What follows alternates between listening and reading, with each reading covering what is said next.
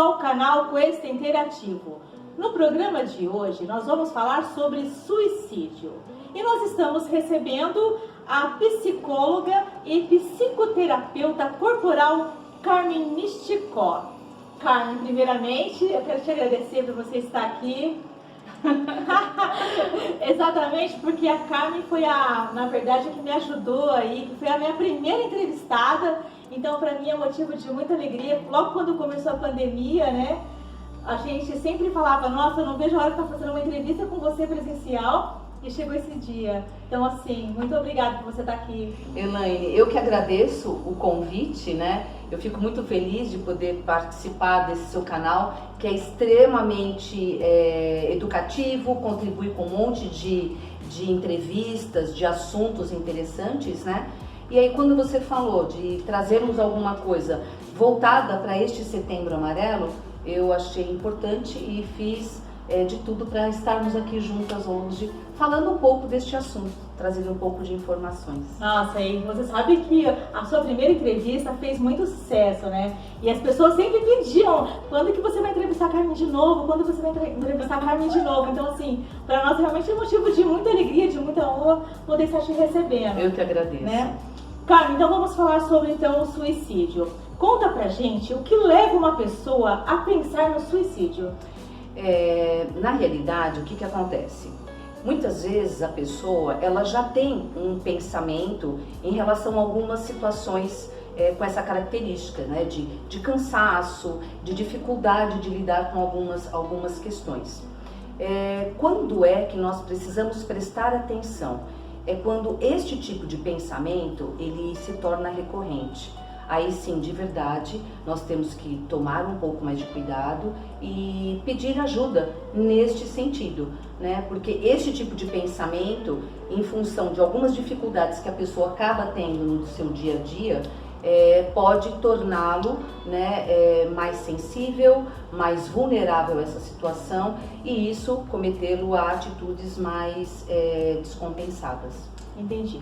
Carmen, conta pra gente agora quais as principais situações que podem contribuir para que uma pessoa desenvolva um pensamento suicida. Bom, Elaine, várias questões podem trazer esse tipo de pensamento. Isso não é uma regra, né? Não é que toda pessoa que passe por uma questão de separação, uma perda de emprego, a morte de um ente querido, até mesmo as cobranças do dia a dia, cobranças sociais, cobranças profissionais. Porém, muitas vezes a pessoa ela pode estar mais fragilizada, ela pode passar por uma situação mais delicada e isso pode desencadear dentro de um processo depressivo este tipo de pensamento. Quando é que nós precisamos prestar mais atenção?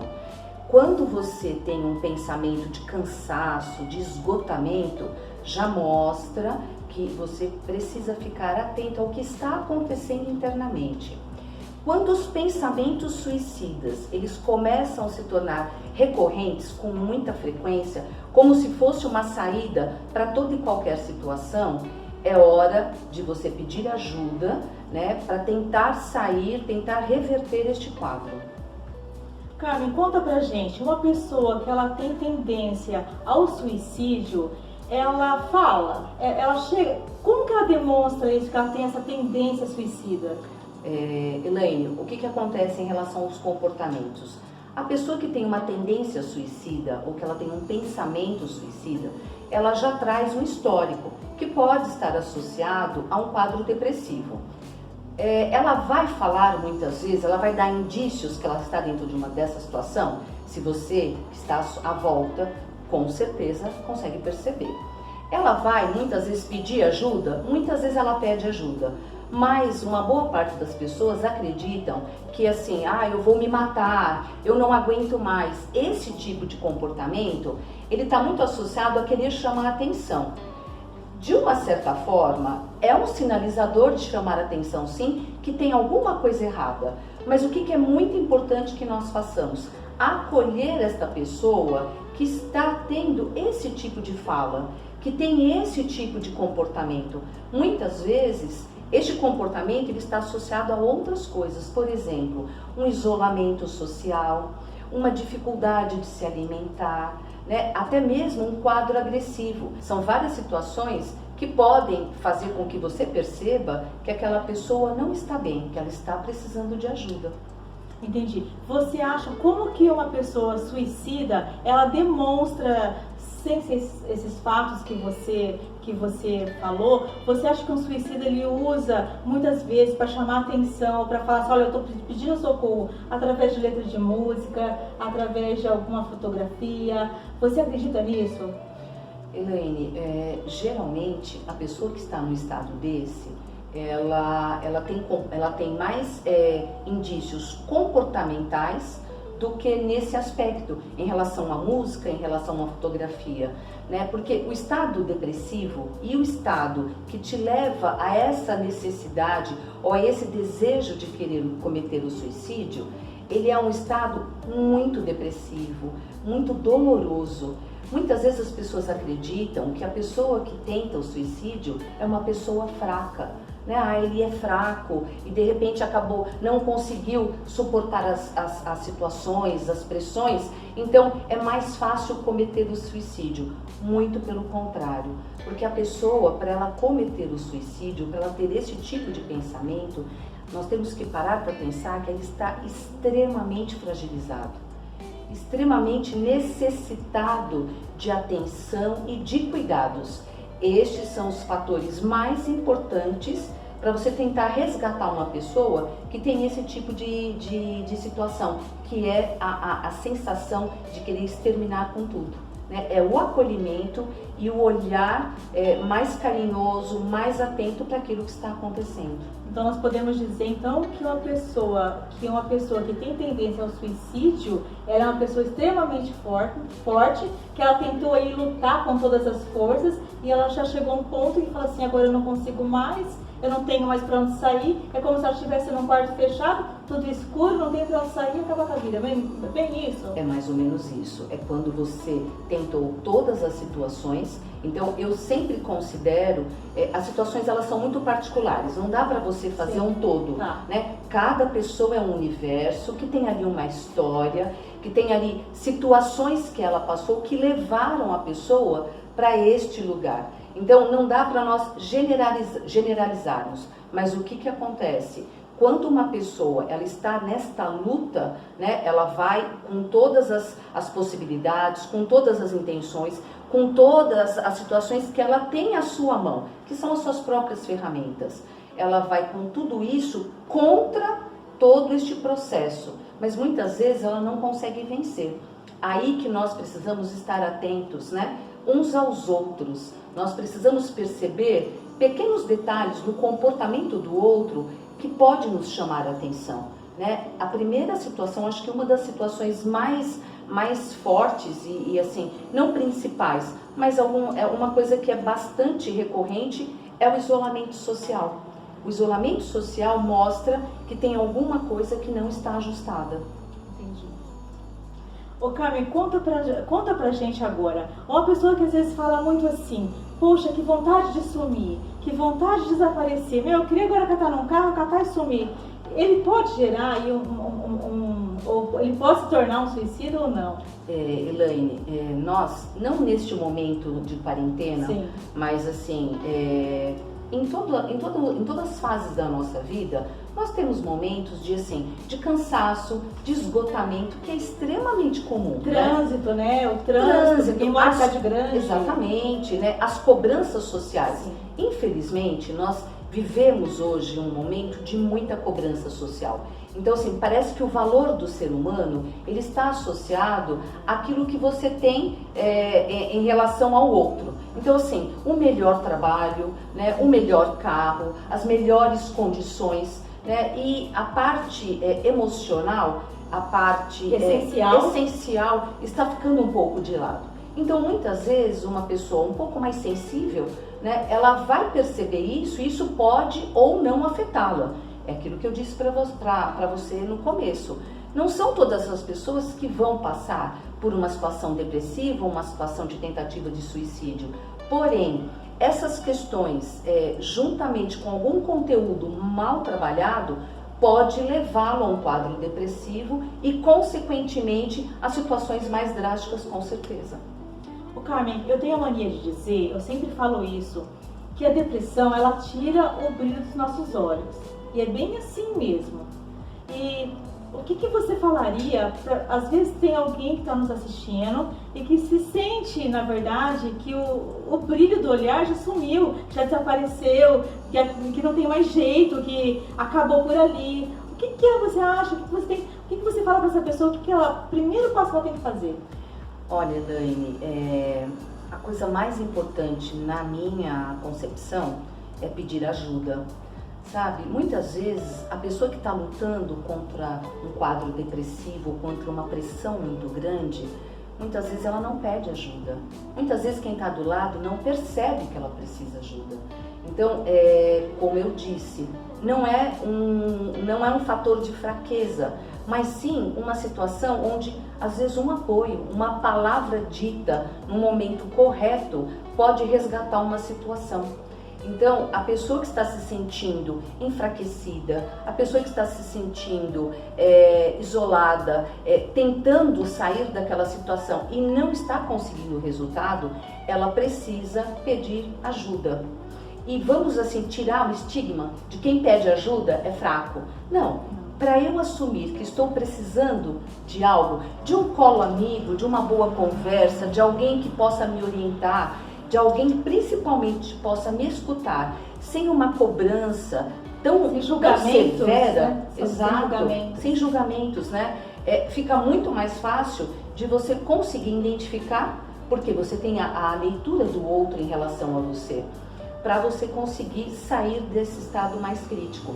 Não só os profissionais, né? Não só psicólogos, psiquiatras, com certeza, são profissionais, nós trabalhamos muito com essas questões, mas às vezes um amigo, a tua esposa, né, o seu pai, a sua mãe, a sua irmã, são pessoas que podem estar ali do seu lado e de repente, naquele momento que você fala alguma coisa que chama a atenção do outro, pode vir ajuda que você esteja necessitando para não desenvolver um quadro depressivo ou um quadro mais grave com tanta facilidade. Porque a simplicidade e a essência da simplicidade, muitas vezes, também deixa as pessoas também sendo cobradas, porque as pessoas, como a gente estava falando, elas ficam preocupadas em ter alguma coisa. Claro que todo mundo quer crescer na vida, todo mundo quer ter algo, mas às vezes o seu vizinho, o seu círculo de amizade te cobra algo, a sociedade te cobra algo, foi o que você estava falando. E geralmente acaba aí a pessoa entrando em você se isola. Você se deprime, você se menospreza, é como se a pessoa que você não tivesse o valor, se você não tivesse as situações financeiras bem estabelecidas, né? É assim, óbvio, como você disse, né? Nós precisamos viver bem, morar bem, mas isso também não depende somente daquilo que nós passamos. Tem um monte de questões, um monte de variáveis que vão interferir nesse momento. Mas o que é importante é valorizar aquilo que nós somos. Uma boa autoestima, uma pessoa que tem uma relação consigo mesma trabalhada, muito mais elevada. Isso facilitaria muito para que você chegue nas suas conquistas não com menor dificuldade, mas de uma forma diferente, sabendo lidar com as situações. Eu sou suspeita a falar, Elaine. Eu acredito muito no processo terapêutico como um processo de mudança, mas principalmente como um processo de busca, né? Então, quando as pessoas têm essa oportunidade, nós percebemos o quanto a vida daquela pessoa se transforma, se modifica, se de verdade ela entrar a fundo no processo terapêutico. Então, assim, eu trabalho há 30 anos com modificação comportamental e uma das coisas que eu mais acredito é na mudança do ser humano e nessa busca. Então, nós precisamos valorizar essas situações. Uma coisa que eu considero muito importante é o poder público, né? Olhar para essa situação, né? E assim, investir no município, no estado, em tratamentos onde você possa oferecer isso de uma forma barata, de uma forma pública, onde as pessoas tenham acesso e elas vão se conhecer. Porque eu não preciso parar no psiquiatra ou no psicólogo, né, quando eu estou me sentindo muito mal. Eu posso ir para uma terapia para me reconhecer, né, para me identificar, para saber qual profissão eu desejo, qual que se encaixa nas minhas características, né? Então a terapia, ela não é um PS. Claro que hoje as pessoas usam desta maneira, mas a terapia na realidade é um lugar onde você possa se conhecer ou se reconhecer, para dentro dessa busca você ter o melhor resultado. Carmen, eu acho que muitas pessoas, muitos pacientes que chega no seu consultório, eu acho que deve te fazer a segunda pergunta. Acho que deve te fazer a seguinte pergunta. Eles devem chegar para você e falar assim: poxa, será eu com 40 anos, 50 anos, 60 anos, eu não mudei até agora, você acha que eu consigo mudar? É uma pergunta recorrente isso? Com certeza, assim, acontece muito, né? E assim, pela minha experiência, pelo meu histórico de trabalho, eu já atendi pacientes de 12 anos, né, a pacientes de 92 anos. Então, na realidade, o que eu considero importante é que a mudança, ela não está associada à idade que você tem, mas à necessidade que você tem de mudar. Né? Então, assim, nós vivemos o tempo todo através das nossas experiências e aquilo provoca uma mudança em você. Sim. Esse nosso encontro, com certeza absoluta, tanto para mim como para você, já vai trazer uma mudança, uma forma de olhar para aquela situação diferente, né? De pensar sobre um assunto com outro olhar. Então, assim, mudança, ela acontece o tempo todo. Cada situação que chega até nós, ela vai transformar alguma coisa internamente, necessariamente causando uma mudança. Então, assim, não tem tempo, não tem idade para terapia e para se conhecer, né? Só tem a necessidade. É isso que conta de verdade. Exatamente. E o mais importante é a pessoa querer mudança, né? A pessoa buscar essa mudança, com certeza. Beleza, nossa, isso aí é fundamental. Eu lembro que uma das primeiras coisas que eu te perguntei: Carmen, mas eu sou assim, você já me atendeu, mas eu sou assim, poxa, se há tanto tempo, você acha que eu vou mudar? Mas é claro, primeiro você tem que querer mudar, né? Você tem que querer mudar, você tem que identificar o que é necessário dentro desse processo, né? Não ficar perdendo tempo, né? Assim, eu não sei se é uma perda de tempo, porque eu acho que assim, tudo aquilo que é voltado para o ser humano não é uma perda. Eu considero um aprendizado, um reconhecimento. Às vezes você está num momento de dor mais delicado e você fala: nossa, meu Deus, que coisa horrível. Com certeza é difícil, mas mesmo essa situação difícil te traz, com certeza, um aprendizado em relação àquilo que você está vivendo. Entendi. Agora, conta pra gente, Carmen, no caso de agravamento da situação, quais são os tratamentos que são recomendáveis?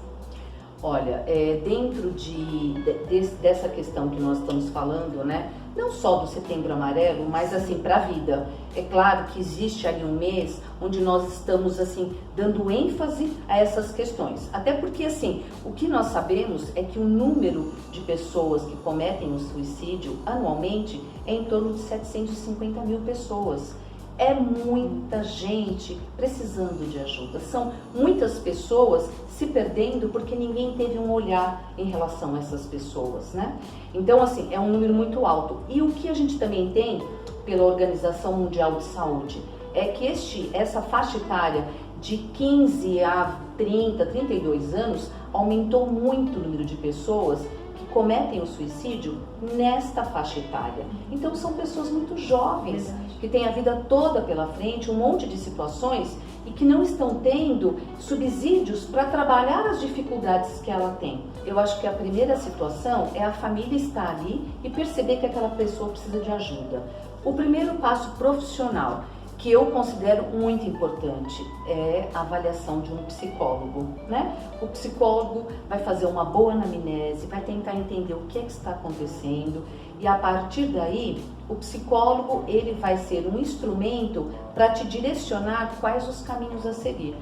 Depois dessa avaliação, que existe um quadro depressivo, que está instalado um quadro mais delicado, nós buscamos a orientação de um psiquiatra, que quem vai estar ali observando toda a parte medicamentosa, a parte hormonal, para poder dar continuidade a um tratamento adequado. Geralmente, nós sabemos quando começamos o tratamento, mas não temos ideia de quando vamos terminar. Porque assim, nós temos uma caixinha de Pandora, todos nós temos, né? Então, quando você abre essa caixinha, aparece um monte de conteúdos. Não só aquilo que está acontecendo naquele momento, mas coisas lá de trás que nós podemos trazer no processo de acúmulo ao longo de toda a nossa vida e, diante disso, somar ao que está acontecendo e piorar ainda mais o quadro. Então, os dois profissionais mais indicados hoje para este trabalho, para a identificação dessas doenças, é o psicólogo e é o psiquiatra. Carmen, conta pra gente o que você falaria, até mesmo para uma família, ou até mesmo para uma pessoa que tentou o suicídio várias vezes. Olha, a família, a pessoa que está doente, né, ela acaba provocando situações dentro dessa família. Essa família, ela é acometida de situações de instabilidade, de grandes preocupações, né? Então, a primeira coisa é acolher a pessoa que está pedindo ajuda. Eu acho que é a primeira situação. Depois disso, o encaminhamento para aquilo que é necessário. Porque muitas vezes a pessoa está falando, eu não aguento mais essa vida, eu estou cansado. Muitas vezes, eu, você, várias pessoas, temos essa sensação do cansaço, da correria, das sobrecargas, do excesso de cobrança. Porém, quando a pessoa tem esta fala, e essa fala é recorrente, e os comportamentos estão sendo ali modificados, e aí ela tem ali uma conduta mais agressiva, você precisa, neste momento, acolher aquela pessoa e direcioná-la para o melhor tratamento. Entendi. Porque é muito difícil, né? Uma pessoa que ela, às vezes, vai lá, tenta o suicídio uma vez, tenta duas, três. Então, é urgência, né? É urgência. E a pessoa que está tentando o suicídio, né? Muitas vezes a pessoa, que você acabou de dizer, tenta uma, duas, três vezes e não consegue chegar nessa situação de morte, né? Que a gente considera a coisa mais crítica. Porém, a pessoa que está pedindo ajuda, às vezes ela não tem uma maneira, entre aspas, não é correta. Ela não tem um jeito de pedir isso. E muitas vezes as pessoas não entendem isso como um pedido de ajuda. Elas podem acreditar que é uma maneira que a pessoa tem de chamar a atenção. Mas assim, até pode ser uma forma de chamar a atenção para algo delicado que está acontecendo. Então é em cima disso que nós precisamos ficar atentos. Porque uma pessoa que está saudável, considerando o que é saudável, uma pessoa que trabalha, que estuda, que faz as coisas com tranquilidade, que tem uma vida ativa, ela não tem esse comportamento muitas vezes, né? Agora, uma pessoa que tem algumas situações comprometidas e ainda tem esta fala, tem alguma coisa que não está ajustada. E é em cima disso que nós precisamos ficar atentos. Entendi. Carmen, conta pra gente, uma pessoa que tem um quadro depressivo, ela, geralmente, ela vai cometer o suicídio? Não, Elaine. A depressão, ela tem vários fatores, né? Inclusive, desajustes hormonais. Eles podem também levar uma pessoa com uma vida tranquila, normal, a desenvolver quadros depressivos. Mas isso não está associado a comportamentos suicida. Não, né? O comportamento suicida, ele nunca vem sozinho. Com certeza, ele tem ali um vestígio de processos depressivos. Porém, a depressão, ela não está necessariamente ligada a comportamentos suicidas. Isso é importante, né? Porque senão as pessoas, elas começam a ter rótulos, né, em relação à doença. Depressão, ela pode vir por vários fatores, como eu disse, inclusive por desajustes hormonais. Uma mulher após o parto, uma pessoa que entrou na menopausa. Então tem vários fatores, até mesmo uma disfunção orgânica por conta de algumas doenças, elas podem causar disfunções hormonais. Isso é um desajuste químico que acontece dentro do nosso cérebro. Então isso pode nos trazer para quadros depressivos, né? Você tratando dessa maneira, isso não vai desenvolver para situações mais graves. O que muitas vezes acontece, as pessoas veem uma pessoa depressiva e elas nunca olharam que essa pessoa poderia ter quadros depressivos, porque muitas vezes passa desapercebido. Então é aquilo que eu disse, o nosso olhar mais atento, mais acolhedor em relação ao outro pode nos livrar de situações mais delicadas. Entendi. Carmen, conta pra gente agora, uma pessoa que ela tem a tendência suicida, ela, na verdade, ela tem cura? Tem cura um suicida? Olha, Elaine, eu seria hipócrita se eu falasse o contrário, até porque eu acredito na cura quando você tem uma assistência de alguns profissionais te auxiliando. O que nós precisamos ficar muito atentos, né? Uma pessoa que desenvolveu quadros depressivos e que pode chegar ao suicídio é uma pessoa mais sensível, acaba se tornando mais sensível. E ela precisa não de mais cuidados, mas ela precisa de cuidados como qualquer um de nós, né? É aquilo que eu falei no começo da nossa entrevista. Nós vamos procurar geralmente um profissional da área, um psicólogo, um psiquiatra, no último estágio, né? Dificilmente você procura alguém para não desenvolver quadros depressivos, né? Então o que acontece? Uma pessoa que ela tem depressão, ela pode sim chegar à cura, se nós considerarmos que a alta desta pessoa, ela foi avaliada por um bom profissional e desde que esta pessoa que desenvolveu este quadro depressivo sempre fique muito atenta a qualquer diferença comportamental, já buscar a ajuda de um profissional. A mesma coisa acontece com a pessoa que tentou o suicídio, com um pouquinho mais de ressalvas. Por quê? Geralmente você vai fazer um tratamento mais prolongado com psicólogo, com psiquiatra, por conta dos medicamentos, né? E ela vai ter uma alta, talvez psiquiátrica, num determinado momento, quando ela já esteja equilibrada bem, mas ela continua com o tratamento psicoterápico, que é importante para trabalhar os conteúdos e o que possivelmente levou a pessoa para este quadro suicida. Entendi. Então, na verdade, o olhar tem que estar sempre atento, né? Sempre. Né? Nós, enquanto profissionais, mas eu estou falando isso no geral, a sociedade precisa estar atenta, né, às modificações comportamentais.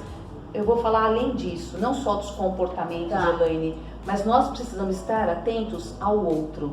O nosso olhar ao vizinho, ao outro, né? Ao seu colega de trabalho, a qualquer amiga, pessoa que esteja à sua volta, né? Nós precisamos estar atentos ao outro. Porém, para que eu possa perceber você, eu preciso ter essa minha percepção pessoal. Eu tenho que ter esse meu reconhecimento. É este meu reconhecimento das minhas potencialidades e também das minhas dificuldades que me torna capaz de enxergar o outro. Ok. Carmen, nós podemos dizer então que o principal mesmo é a gente saber viver bem, e que a vida realmente é maravilhosa, e que nós devemos seguir em frente e pedir ajuda, né? Acho que o principal é pedir ajuda, é isso? É isso, Elaine, assim, na realidade, Elaine, o que acontece? Nós precisamos estar atentos. Viver é muito bom, todos nós temos a possibilidade, mesmo dentro de situações difíceis, de situações adversas. Então, o que nós precisamos? Em primeiro lugar, estar bem, né? Valorizar aquilo que você tem, valorizar a pessoa que você é, né? Ter ali uma família que te apoie, sempre que for possível. Porém, dentro das adversidades inúmeras que nós vivemos, mesmo diante de tudo isso, tentarmos ficar equilibrado. Esta é a minha dica em relação a essas buscas, né, do seu próprio eu. Ok. Carmen, eu gostaria agora que você deixasse as suas considerações finais e também os seus contatos. Ok. Eu queria agradecer o convite, né, que foi muito bom. Eu adoro ficar com você, gosto muito do seu canal, assisto as suas entrevistas que são assim extremamente produtivas, elas trazem muita informação e eu acho que é um canal assim que vale muito a pena nós seguirmos, né? Eu acredito que não só em setembro, mas todo o tempo nós precisamos estar atento, melhorar as nossas relações pessoais, o nosso carinho pelo outro, né? As nossas convivências, que é algo extremamente importante. Eu trabalho em São Caetano, né? Tenho um consultório há 30 anos lá em São Caetano, e aí se alguém precisar de qualquer situação, qualquer informação, qualquer tipo de ajuda, estamos aqui para aquilo que for necessário. Vai estar no rodapé todos os contatos da Carmen, telefone, Instagram e todas as suas redes sociais, é isso, né, Carmen? Isso, exato. Carmen, mais uma vez eu quero estar te agradecendo, para mim é motivo de muita honra. Esse canal começou com você, né? Foi a primeira entrevista, como eu falei, foi com você, e assim, te receber hoje para mim é motivo de muita alegria realmente. E eu espero aí te receber outras vezes. Nós precisamos de falar sobre comportamento de amizades, nós precisamos, tem tantos assuntos que a gente pode estar abordando, e nós queremos te receber aí em outras vezes no canal Coexo Interativo, tá bom? Você pode contar comigo, toda a minha disponibilidade, os temas que você quiser abordar, que eu possa contribuir de uma maneira positiva, sempre estarei aqui à sua disposição. E o mais importante, a gente lembrar que vale a pena viver, né, Carmen? Com certeza absoluta, sempre. É isso aí. Gente, eu quero pedir a você que ainda não se inscreveu no canal, que você se inscreva no canal e que compartilhe esse vídeo com seus amigos de WhatsApp e também aí em suas redes sociais. Eu aguardo você no próximo programa do canal Coexo Interativo. Até lá!